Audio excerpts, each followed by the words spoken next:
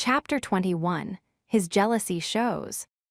The speedometer of the Bentley hovered at a terrifying 110 miles per hour.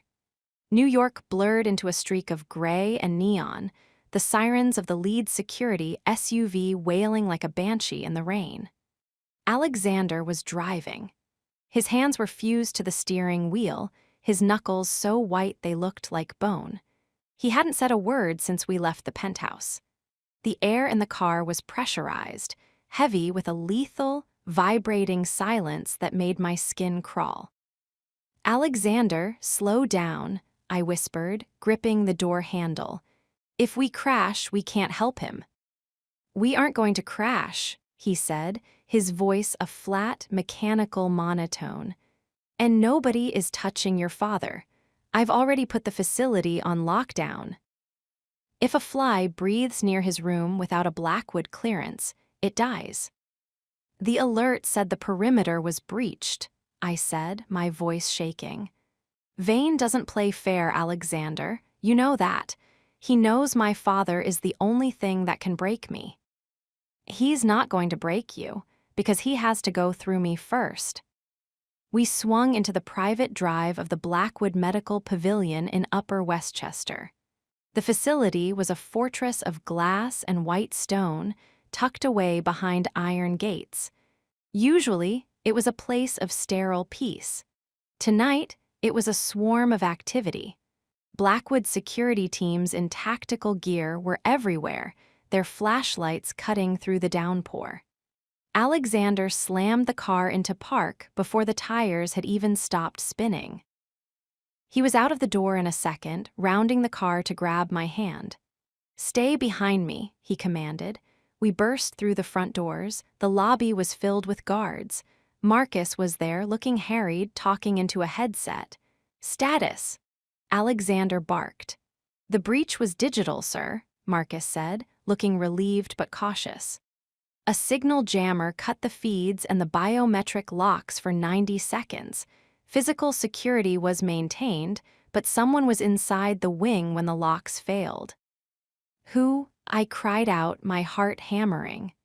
"One of the visiting specialists, Miss Sterling. He was already cleared, but the system flagged him as an anomaly when the power flickered."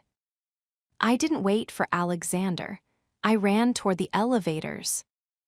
I hit the button for the 4th floor, the neurointensive unit, and felt the lurch of the lift. Alexander stepped in beside me, his presence a dark, suffocating cloud. He was reaching into his blazer, checking the weight of the firearm I knew he carried but rarely had to use. The doors opened. I sprinted down the hall. "Dad." I burst into room 402. The room was quiet. The rhythmic hiss of the ventilator and the steady beep, beep, beep of the heart monitor were the only sounds. My father lay there, pale and motionless, exactly as he had been since the stroke. But he wasn't alone. A man was standing by the bed, his back to the door. He was tall, wearing a white lab coat over a perfectly tailored blue shirt. He was holding my father's hand, his head bowed as if he were checking a pulse or saying a prayer. He turned around as we entered. He was handsome in a way that felt like a warm summer day compared to Alexander's midnight storm. Golden brown hair, kind eyes behind horn-rimmed glasses, and a face that radiated a calm, intellectual grace. "Maya," he said, his voice soft and filled with a sudden, genuine warmth. "Leo." I stopped, the air leaving my lungs. "Dr. Leo Mercer." "In the flesh." He stepped away from the bed, a gentle smile touching his lips. "I heard about your father's relocation. I've been trying to get onto the consulting board for weeks. I finally got clearance today, right before the lights went out." "Leo and I went to university together," I said, turning to Alexander, my voice breathless with relief. "He's one of the top neurosurgeons in the country. He was the one who looked after my father when the first stroke happened." I didn't see the look on Alexander's face at first. I was too focused on the fact that my father was safe and that a friendly face was here. I stepped toward Leo, and instinctively he reached out and took my hands in his. "He's stable, Maya," Leo said, his eyes searching mine. "The breach didn't affect his life support. I stayed with him the whole time. You don't have to be afraid." "Thank you, Leo. Thank you so much." I felt the temperature in the room drop to absolute zero. "Get your hands off her." The voice was low, vibrating with a primal, lethal territoriality. I turned. Alexander was standing by the door, his eyes narrowed into shards of gray flint. He wasn't looking at me. He was looking at Leo's hands on mine. Alexander POV. I have killed men's careers for less than the way this doctor was looking at Maya. The rage was a physical thing, a white-hot liquid pouring through my veins, drowning out the relief of the father's safety. I didn't care that the breach was digital. I didn't care that the facility was secure. All I could see was the way this man, this Leo Mercer, was holding her hands. He was holding them like he had a right to them, like they shared a history I wasn't part of. Like he was the good man and I was just the man who owned the building. "I beg your pardon," the doctor said, slowly letting go of Maya's hands. He didn't look intimidated. He looked at me with a clinical, annoying calm. "And you are?" "Alexander Blackwood," I said, stepping into the room. I didn't shake his hand. I stood between him and Maya, my height and the breadth of my shoulders forming a wall. "The man who owns this pavilion, and the man who didn't authorize your presence in this room during a security breach." "Alexander, stop," Maya said, her hand touching my arm. "He's a friend. He saved my father's life 2 years ago." "I don't care if he's the Messiah," I growled, my eyes never leaving Mercer S. "When the alarms go off, non-essential personnel clear the floor. Why were you still here, doctor?" "I'm a physician, mister." "Blackwood," Mercer said, his voice remaining irritatingly level. "My patient's safety comes before security protocols. Maya knows that. We spent enough nights in the ICU together for her to know I don't walk away when things get difficult." We spent enough nights together. The words were a match to the gasoline in my gut. I saw the way Maya looked at him with trust, with a history that predated me. She looked at him as if he were a sanctuary. "The patient is a Blackwood asset now," I said, the words coming out colder than I intended. "And his care is managed by my hand-picked team. Marcus, remove Dr. Mercer from the building. His clearance is revoked." "Alexander, no." Maya stepped around me, her eyes flashing with that defiance I usually loved, but right now it felt like a betrayal. "You can't do that. He's the best in the field. My father needs him." "Your father has the best resources in the world," I snapped, turning to her. "What he doesn't need is a friend who uses a security breach as an excuse to play hero." "Is that what you think this is?" Leo Mercer asked, a hint of steel finally entering his voice. "I don't need to play hero, Blackwood. I just care about Maya, which is more than I can say for a man who uses a contract to keep her locked in his penthouse." I moved before I could think. I had Mercer by the lapels of his white coat, pinning him against the wall next to the heart monitor. The beep, beep, beep seemed to speed up, mirroring the roar in my ears. "You have no idea what I do for her," I hissed into his face. "You have no idea what I've risked. Mention that contract again, and I'll ensure you never practice medicine in a civilized country again." "Alexander, stop it." Maya was pulling at my arm, her voice raw. I looked at her, and the look of horror in her eyes stopped me. I was becoming the monster Mercer thought I was. I was showing my hand, showing that I was so insecure, so consumed by the thought of her having a life outside of me that I was willing to assault a doctor in a hospital room. I let go of him. I straightened my blazer, my breathing heavy. "Get out," I said, my voice shaking with the effort of not hitting him. "Now." Mercer straightened his coat, his eyes fixed on Maya. "I'm at the St. Jude Clinic if you need me, Maya. Don't let him stifle the fire in you. It's the best thing about you." He walked out, the door clicking shut behind him.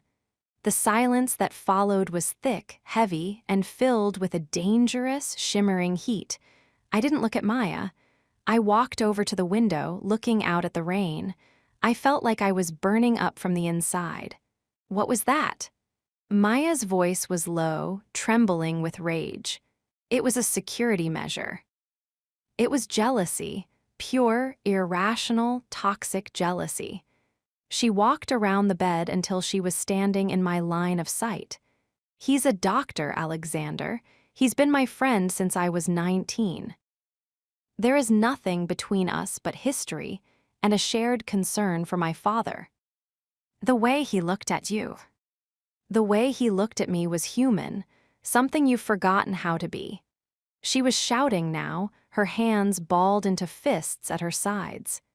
"You can't buy my past, Alexander. You can't delete the people I knew before you. And you certainly can't treat them like enemies just because they don't bow to your bank account." I turned on her, my own rage boiling over. "I don't care about his beau. I care about the fact that he touched you. I care about the fact that you looked at him and I saw a version of you that I don't have, a version that isn't afraid, a version that isn't constantly measuring the cost of being with me. I'm not afraid of you. Aren't you?" I stepped into her space, looming over her. "You spend every day waiting for the locked-in clause to return. You spend every night wondering if I'm going to use my power to crush you. And then this golden boy walks in, and suddenly you're the girl from the library again." I am the girl from the library. I'm the same woman I've always been. The only thing that's changed is that I've let a man like you into my heart, and God help me, I'm starting to regret it. She turned and walked toward the door. "Where are you going?" "I'm staying here, with my father, in a room where the air isn't thick with your ego." "Maya." "Leave, Alexander, just leave." Maya POV. I spent the next 3 hours sitting by my father's bed, my hand in his. The rain continued to lash against the windows. The security guards outside the door were a constant, silent reminder of Alexander's reach, but inside the room I tried to find some peace. I was angry, furious, but underneath the anger was a hollow, aching sadness. I had seen a side of Alexander tonight that terrified me. Not the ruthlessness he used against Vane, but a raw, unchecked possessiveness that bordered on obsession. He didn't want to love me, he wanted to occupy me. And Leo. Leo was a reminder of a life that was simple. A life where a business trip was a vacation and a contract was something you signed for a car, not for your soul. Around midnight, the door opened. I didn't turn around. I knew the scent of his cologne. I knew the weight of his footsteps. Alexander walked into the room, his movements slow, the aggression of earlier replaced by a heavy, somber stillness. He didn't speak. He walked over to the other side of the bed and looked down at my father. In the dim light of the medical monitors, his face looked older, the shadows under his eyes deeper. "He looks like you," Alexander said softly. "The brow, the way he sets his jaw even in sleep." "He was a good man," I said, my voice thick, "before the world broke him." "The world breaks everyone, Maya. Some of us just learn how to use the pieces to build a wall." He looked across the bed at me. The gray of his eyes was no longer icy. It was filled with a haunting, turbulent emotion. He looked like a man who had spent the last 3 hours at war with himself and had lost. "I'm sorry," he whispered. "For which part?" "For all of it, for Mercer, for the way I acted, for the fact that I can't breathe when I think about someone else having a piece of your history that I can't touch. He walked around the bed, stopping a few feet from me. He didn't reach out. I've never had anything worth keeping before you, Maya. My life has been a series of acquisitions and disposals. I don't know how to share. I don't know how to be balanced. Possession isn't love, Alexander. I know, but to me, they feel the same. He stepped closer, his voice dropping to a low, intimate rasp. When I saw him holding your hands, I felt like the floor was falling out from under me.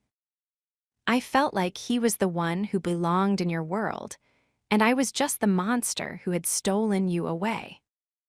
I looked at him, and the anger finally began to drain away, replaced by a devastating surge of empathy. Alexander Blackwood, the man who owned the room, was terrified of a ghost.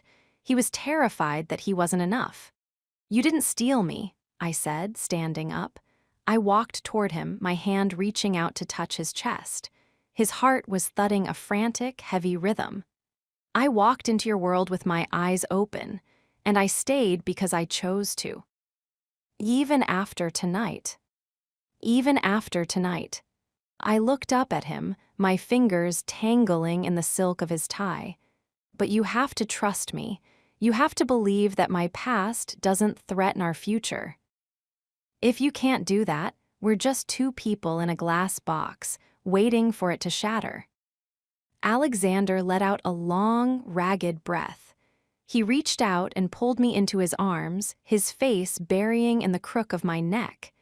He held me with a desperate strength, as if he were trying to pull my soul into his own. "I'll try," he murmured against my skin. "God, Maya, I'll try, but don't expect me to like him." "I don't expect you to like him. I expect you to be civil." "Civil? That's going to be a long-term project." He pulled back, his eyes searching mine. The tension in the room shifted. It was no longer the sharp, aggressive friction of the jealousy. It was the deep, pulsing heat of a desire that had been sharpened by the fear of loss. "Let's go home," he said. "Alexander, I want to stay." "I've moved a full medical suite into the penthouse," he interrupted, his eyes darkening. "Marcus is finalizing the transport now. Your father will be under our roof by 2:00 a.m. with a full staff. And if you want Mercer on the consulting team, I'll allow it, under strict supervision." I stared at him. "You're bringing my father to the penthouse." "I want you both where I can see you. I want the world outside. No more jammers, no more breaches." He stepped closer, his hand sliding down to the small of my back, pulling me flush against him. "I'm locking the doors, Maya, but this time I'm locking them for us." Alexander POV. The drive back was different. The rain had turned into a soft mist, the city quiet and shimmering. Maya was leaning against me, her hand in mine. We were a unit again, but the jealousy hadn't vanished. It had just been filed away, a dark, dormant coal in the back of my mind. When we reached the penthouse, the medical team was already there, moving the equipment into the renovated guest wing. I watched as they settled Maya's father into the room. I saw the look of peace on Maya's face as she realized her father was finally, truly safe. But as she walked toward her own room to change, I caught her arm. "The rules," I whispered, pulling her into my office. "Alexander, it's late." "I don't care what time it is." I shut the door and locked it, the click sounding like a finality. I turned to her, my blazer already discarded on the floor. "Tonight, I almost lost my mind. I saw another man touch what belongs to me, and I realized that I haven't been nearly clear enough about where the boundaries are." I walked toward her, my movements slow, deliberate. The office was bathed in the soft blue glow of the city lights. "You pushed back yesterday," I reminded her, pinning her against the obsidian desk. "You told the world you weren't an asset. You told me you weren't a victim." I meant it. Good. I reached out and untied the silk scarf from her neck, revealing the bruises. I traced them with my thumb, my jaw tightening. Because tonight, I'm not the CEO, and I'm not the protector. I'm just the man who is going to make sure you never forget who you belong to. I kissed her then, a hard, possessive kiss that tasted of whiskey and the fear of the night. It was a claim, a marking. I wanted to erase the memory of Mercer's hands. I wanted to fill her senses until there was no room for anything but Alexander Blackwood. Maya met me with a hunger that matched my own. She tore at my shirt, her hands desperate on my skin. We moved together on the desk, the fire of Act II burning through the last of our defenses. In the dark, surrounded by the power of my empire, we were stripped of our masks. Say it, I growled against her lips, my hands gripping her hips. Say you're mine. I'm yours, she gasped, her eyes locked on mine. Alexander, I'm yours. The jealousy was still there, a dark, jagged edge to the passion. It made the pleasure sharper, the surrender more absolute. I didn't just want her body, I wanted her soul. I wanted to be the only thing she saw when she closed her eyes. Maya POV 3:00 a.m. The penthouse was silent. I lay in Alexander's bed, the silk sheets cool against my skin. He was asleep beside me, his arm draped across my waist in that familiar, possessive grip. I looked at the door to the guest wing. My father was 20 feet away. He was safe. He was under the best care in the world, and Alexander had put him there, not because of a contract, but because he knew it was the only way to keep me whole. He was a complicated man, a dangerous man. A man who felt too much and expressed it through control. But as I watched the first light of dawn begin to touch the skyscrapers, I realized the truth. The jealousy wasn't just about Leo Mercer. It was about the fact that Alexander was finally realizing that he had a heart, and a heart is the one thing a billionaire can't insure. I reached out and touched his hand, his fingers curling around mine even in his sleep. The fire was still burning. The fallout was coming. But for tonight, in the glass tower above the city, we were exactly where we were meant to be, locked in. And for the first time, I didn't want to find the key. Alexander POV. I woke up before the sun. I watched Maya sleep. I looked at the bruises on her neck, already starting to fade. I thought about the look on Leo Mercer's face. I hadn't one. Not really. I had just moved the battlefield inside my own house. I reached for my phone on the nightstand and sent a single text to Marcus. Mercer stays on the consulting team. But if he is ever alone with her, you're fired. And find out everything there is to know about his nights in the ICU with her. I want a transcript of every conversation they've ever had. I put the phone down and pulled Maya closer. Everyone has a price. Everyone has a weakness. And I had finally found mine. She was sleeping in my arms, and I would burn the world to the ground before I let anyone else touch her. The jealousy wasn't a flaw. It was my new compass. And it was pointing straight at the woman who had finally conquered the man who owned the room.